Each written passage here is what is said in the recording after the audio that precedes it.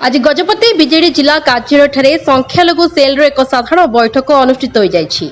आगामी निर्वाचन को आखि आगरे रखी किभली संख्यालघु संप्रदायर लोकंकु निजर करिवे से नहीं आलोचना होइथिला। ए कार्यक्रम में मुख्य अतिथि भावे संख्यालघु सेल राज्य सभापति तथा राज्यसभा सांसद चलचित्र अभिनेता मुन्ना खान, मान्यवर मंत्री अतुल सब्यसाची नायक, विधायक प्रार्थी रूपेश पाणिग्राही, संख्यालघु सेल राज्य संपादक पल्लव लिमा प्रमुख उपस्थित थे। Bureau report HMTV Gajapati.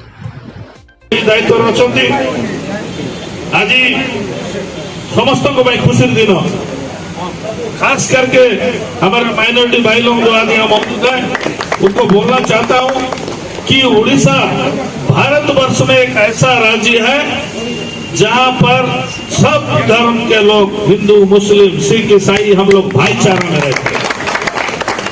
हम लोग भाईचारा के साथ जीते हैं। निश्चित भाव में विजय आमर ही हम। माननीय मुख्यमंत्री के आत्महत्या टाण करने षष्ठ थर जो इतिहास रही है, माननीय मुख्यमंत्री सी आगदाड़ी एथर पालाखंड निर्वाचन मंडल आम समस्त आगे रही मत बहुत गर्व अनुभव। समस्त उपस्थित अच्छा एवं क्रिश्चियन कम्युनिटी विशेषकर माइनॉरिटी भाई मैंने अच्छा समस्त को आम शुभेच्छा जनाऊँ। सर्वप्रथम एवं माइनॉरिटी कम्युनिटी को सब बड़े सम्मान देकर आसी समस्या को जदि अधिक भाव में किए देखी से होती आम नेता नवीन पट्टनायक। भुवनेश्वर में खबर चली खबर ठिकाना जगह आम पाई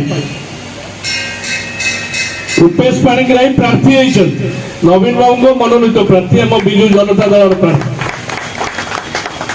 किंतु ओडिशा रे किछि निर्वाचन मंडल आम सब जो मैंने दायित्व दीर्घदिन धरी अच्छु आम लड़ुचु दल सहित लड़ुचु, किंतु पारलाखेमुंडी निर्वाचन मंडल विगत पंचायत निर्वाचन आज निर्वाचन रूपेश बाबू आमर प्रार्थी, किंतु ये कर्मी माने लड़ुंट कथा आपको मुझे